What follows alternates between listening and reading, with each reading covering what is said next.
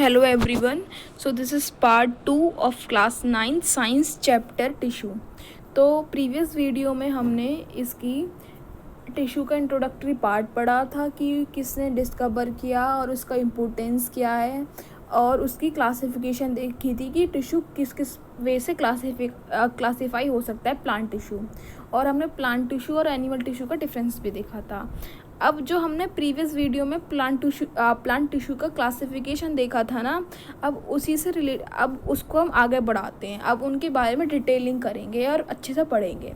तो सबसे पहले बात करेंगे मेरिस्टेमेटिक टिश्यू की, यानी कि जो हमने प्लांट टिश्यू देखे थे वो दो पार्ट में डिवाइडेड थे, एक तो मेरिस्टेमेटिक और एक परमानेंट थे। ठीक है, अब मेरिस्टेमेटिक भी आगे पार्ट्स में डिवाइडेड है 3 पार्ट्स में। एक तो एपिकल वाला जो हम इसमें पढ़ेंगे, ये वाला, एक पढ़ेंगे लेटरल मेरिस्टेमेटिक, और एक पढ़ेंगे इंटरकैलरी। तो तीनों के जो पार्ट्स थे हमने पढ़े, जो डायग्राम में देखा था कि टिश्यू 3 पार्ट में डिवाइडेड है मेरिस्टेमेटिक, एक तो एपिकल, एक इंटरकैलरी और एक लेटरल मेरिस्टम। ठीक है, तो इनके बारे में भी हम इस वीडियो में पढ़ेंगे। तो ये पूरा स्लाइड है, मैंने आपको दिखा दी। अब हम इसके बारे में सबसे पहले ये जानते हैं कि मेरिस्टेमेटिक टिश्यू होते क्या हैं। इनका जो मेरिस्टम का मतलब होता है कि जो कि डिवाइड करता रहे कंटिन्यूसली, यानी कि जो मेरिस्टेमेटिक टिश्यू वो टिश्यू होते हैं वो अपनी लाइफ में थ्रू आउट डिवाइडिंग करते रहते हैं। जैसे कि हमने एग्जाम्पल देखा था कि जो प्लांट होते हैं वो हमेशा बड़े होते रहते हैं, उनकी लंबाई में चौड़ाई में वो बढ़ते ही रहते हैं पूरे लाइफ टाइम तक, लेकिन एनिमल टिश्यू नहीं बढ़ते। तो वही बता रहा है कि जो प्लांट के जो मेरिस्टेमेटिक टिश्यू होते हैं वो कंटिन्यूसली डिवाइड होते रहते हैं। Help in increasing the length and the girth of a plant, जो कि हेल्प करते हैं लेंथ को बढ़ाने में और उनकी ग्रिथ को बढ़ाने में। ये सिमिलर होते स्ट्रक्चर में, इनकी जो सेल वॉल होती है वो थिन होती है। ठीक है, ये स्पेरिकल शेप के भी हो सकते हैं, ओवल के भी हो सकते हैं, पॉलीगोनल के भी हो सकते हैं, और रेक्टेंगुलर शेप के भी हो सकते हैं। मतलब इनकी जो शेप होती है वो वेरी करती है। इनके बीच में इंटरसेलुलर स्पेस नहीं होता है। इंटरसेलुलर स्पेस का मतलब क्या होता है, जैसे कि ये सेल है, फिर ये सेल है, फिर ये सेल है, फिर ये सेल है, ये सेल है, मतलब बहुत सारे सेल हैं। तो इनके बीच में जो गैप है ना वो बिल्कुल नहीं है। लेकिन ऐसे दिखा दें, फिर ऐसे, तो ये वाला जो गैप आ रहा है ये वाला सारा, ठीक है, इसी को बोलते हैं हम इंटरसेलुलर स्पेस। एक बार मैं दूसरे पेन से कर दिखा सकती हूँ मैं आपको, एक सेकेंड। यानी कि ये वाला जो गैप है इसको बोलते हैं इंटरसेलुलर स्पेस। यहाँ पर कोई गैप नहीं है तो इसको बोलते हैं इंटरसेलुलर स्पेस जो है यहाँ पर एब्सेंट है, लेकिन यहाँ पर इन केस में इंटरसेलुलर स्पेस जो है वो प्रेजेंट है। ठीक है, अब नेक्स्ट बात करेंगे, दे आर कॉम्पैक्टली अरेंज्ड। ये बहुत ज़्यादा कॉम्पैक्टली अरेंज्ड होते हैं, यानी कि अच्छे से जुड़े हुए रहते हैं, कोई लूजली हेल्ड नहीं होता है, मतलब ढीले ढाले नहीं होते, अच्छे से एक दूसरे से जुड़े हुए रहते हैं। दे कंटेन डेंस साइटोप्लाज्म, इनके अंदर जो साइटोप्लाज्म होता है बहुत ज़्यादा डेंस होता है, और एंड सिंगल लेयर न्यूक्लियाई और सिंगल लेयर की होती है। ये जो टिश्यू होते हैं ना वो लिविंग होते हैं, मेरिस्टेमेटिक टिश्यू, याद रखना। इनके अंदर वैक्यूल प्रेजेंट भी हो सकता है और नहीं हो सकता है। हमने पढ़ा था कि सेल के पास वैक्यूल होता है, तो वो वैक्यूल ना मेरिस्टेमेटिक टिश्यू के पास प्रेजेंट भी हो सकता है और नहीं भी हो सकता है। Its cell are metabolic active, जो इनकी जो सेल होती है वो मेटाबॉलिक एक्टिव होती हैं।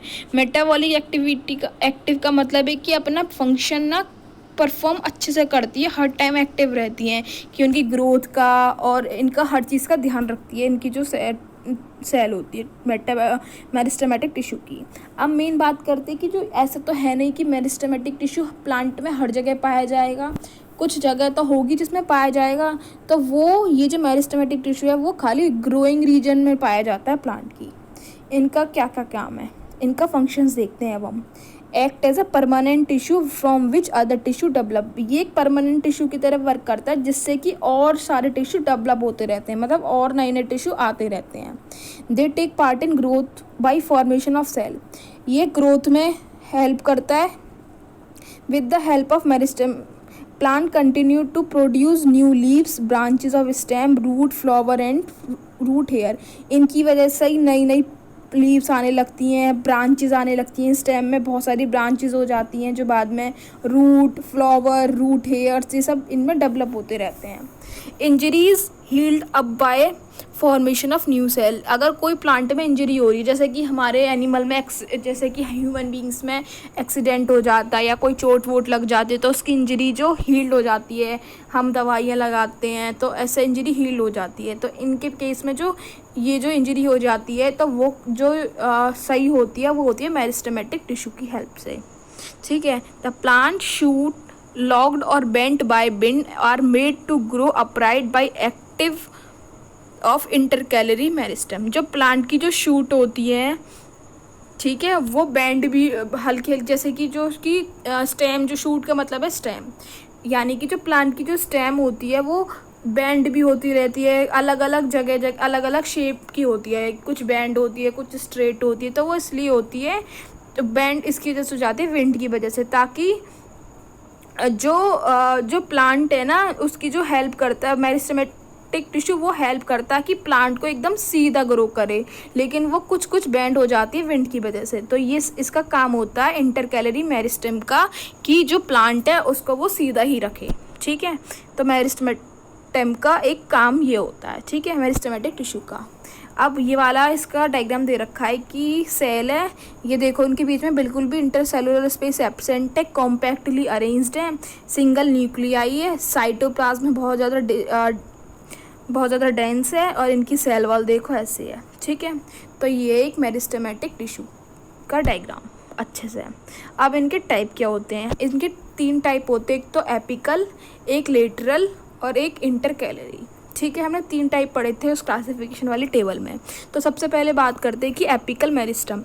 एपिकल का मतलब होता है जो टिप पर हो, एपिकल का मतलब ही टिप पर होता है। तो इनका ही कहाँ पाए जाते हैं?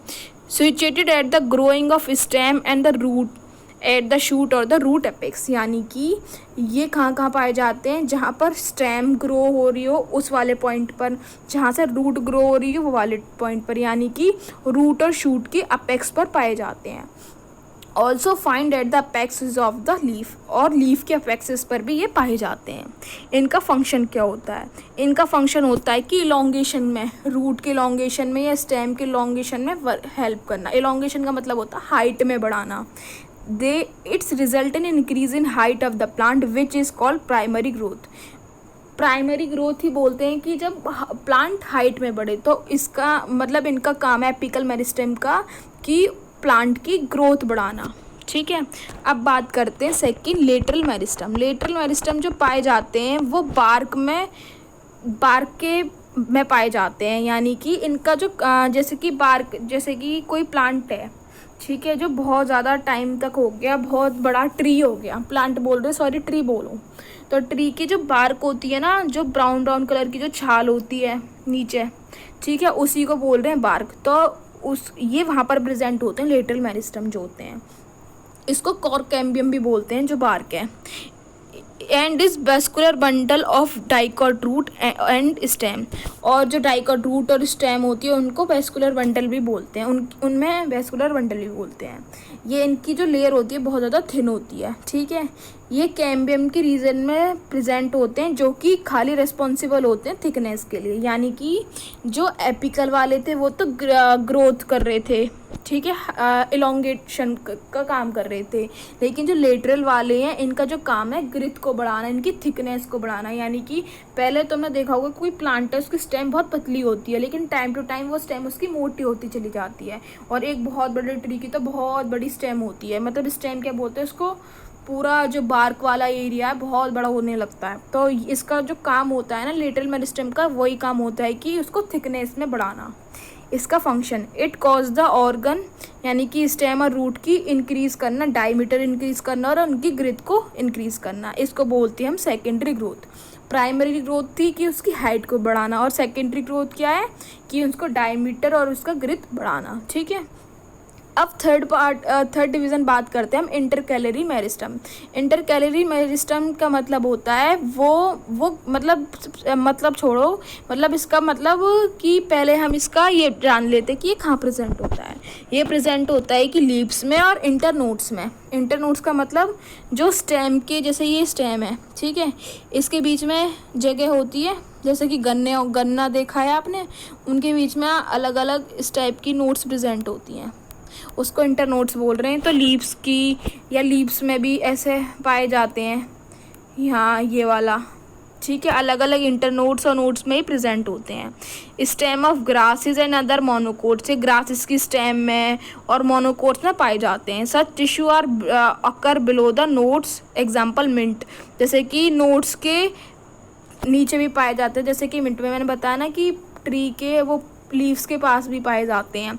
इनका जो फंक्शन होता है, इट्स प्रोड्यूस और increase the length of an organ such as leaves and internode. इनका जो मेन काम होता है कि ऑर्गन की लेंथ को इंक्रीज करना, यानी कि पूरे प्लांट को नहीं, सिर्फ ऑर्गन की लेंथ को इंक्रीज करना, जैसे कि लीव्स को इंक्रीज कर देना, इंटरनोड्स को इंक्रीज कर देना, इनका ये काम होता है, ठीक है। देखो ये एपिकल यानी कि जो टिप पर प्रेजेंट है, इंटरकैलरी नोड्स पर प्रेजेंट है, ठीक है, और लेटरल का यानी कि ये पूरा जो ग्रिथ बढ़ा रहे हैं, ठीक है, ये वाला यानी कि जो ए से बी तक पॉइंट दे रखा है ये, ठीक है। अब इस वीडियो में हमने बात कर ली कि पूरे मेरिस्टेमेटिक टिश्यू की और इनके टाइप्स भी देख लिए। अब अगली वीडियो में हम परमानेंट टिश्यू के बारे में बात करेंगे। So thanks for watching this video.